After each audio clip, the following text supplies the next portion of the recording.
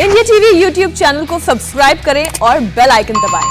आज की सबसे बड़ी खबर, 100 करोड़ रुपए के वसूली के आरोप में घिरे महाराष्ट्र के गृह मंत्री अनिल देशमुख का इस्तीफा नहीं होगा। शरद पवार के घर हुई एक हाई प्रोफाइल बैठक के बाद महाराष्ट्र के कैबिनेट मंत्री जयंत पाटिल ने यह साफ कर दिया है कि अनिल देशमुख के इस्तीफे की कोई जरूरत नहीं। जयंत पाटिल ने कहा, अनिल देशमुख के इस्तीफे का सवाल ही नहीं है। हालांकि पाटिल ने इतना जरूर कहा कि किसको मंत्री पद से हटाना है, किसको रखना है, ये सीएम का एकाधिकार है। आपको बता दें कि अनिल देशमुख के इस्तीफे की मांग को लेकर बीजेपी जबरदस्त हमलावर है, लेकिन एनसीपी के इस बयान के बाद अब नजरें उद्धव ठाकरे पर टिकी हैं।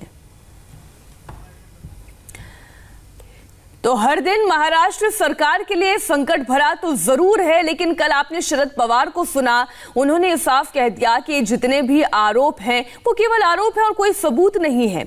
इसलिए अनिल देशमुख की कुर्सी मानो बच गई है, लेकिन फिर भी 2 दिन का समय उन्होंने तब भी कहा कि हम सोचेंगे कि अनिल देशमुख पर हमें क्या फैसला लेना है। लेकिन इधर उद्धव ठाकरे की अगर बात करें तो अभी तक उन्होंने चुप्पी साधी हुई है इस पूरे मांग को लेकर। विपक्ष की बात करें तो बीजेपी इस वक्त जबरदस्त हमलावर बनी हुई है। अनिल देशमुख जो गृह मंत्री है, उनके इस्तीफे का अभी कोई सवाल उद्भवता नहीं है। तो जिस सवाल का सब जवाब जानना चाहते थे, उसका जवाब महाराष्ट्र के कैबिनेट मंत्री जयंत पाटिल ने दे दिया है। यानी 100 करोड़ रुपए के वसूली के आरोपी महाराष्ट्र के गृह मंत्री अनिल देशमुख का इस्तीफा नहीं होगा। जो लोग महाराष्ट्र की राजनीति को जानते हैं, वो जयंत पाटिल के कद को भी पहचानते हैं। उससे भी बड़ी बात यह कि पाटिल का यह बयान शरद पवार के घर हुई एक बेहद हाई प्रोफाइल मीटिंग के बाद आया है। अनिल देशमुख की रेजिग्नेशन की कोई आवश्यकता नहीं है। हमारी एटीएस पूरा छानबीन के तपास कर रही है और हमें पूरा विश्वास है कि उसमें से हम कल्प्रिट कौन है वो जल्द से जल्द ढूंढ के निकालें। माननीय मुख्यमंत्री जी, चीफ मिनिस्टर साहब का तो ये अधिकार रहता है, लेकिन इसमें जो चीज़ें सामने आ रही है, अलग अलग चीज़ें, अलग अलग इन्फॉर्मेशन सामने आ रही है। हमारे एटीएस जो मैंने पहले बोला वो इससे इन्वेस्टिगेशन चालू है और अनिल देशमुख जो गृह मंत्री है, उनके इस्तीफे का अभी कोई सवाल उद्भवता नहीं है।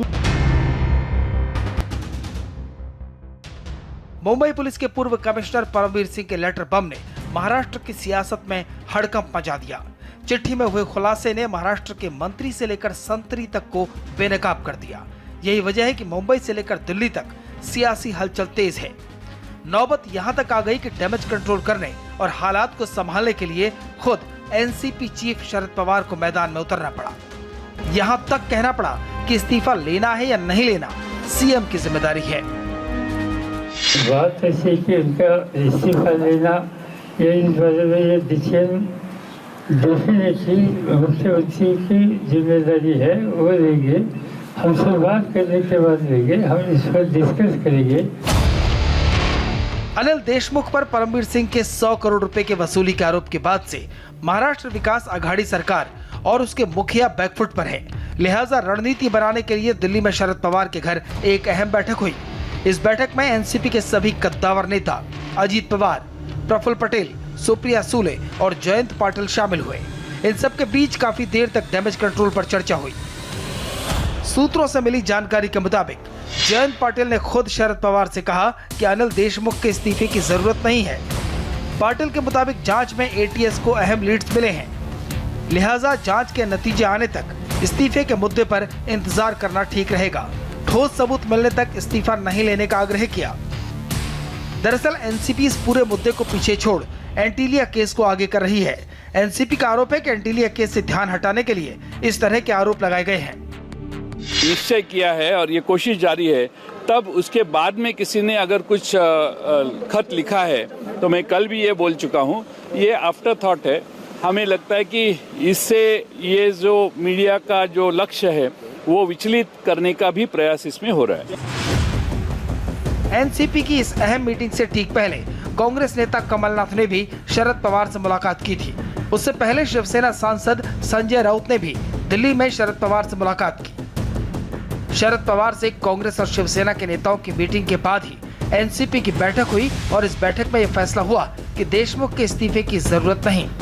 दरअसल अनिल देशमुख एनसीपी कोटे से मंत्री हैं, लिहाजा एनसीपी पूरे जोर शोर से उनके बचाव में जुटी है।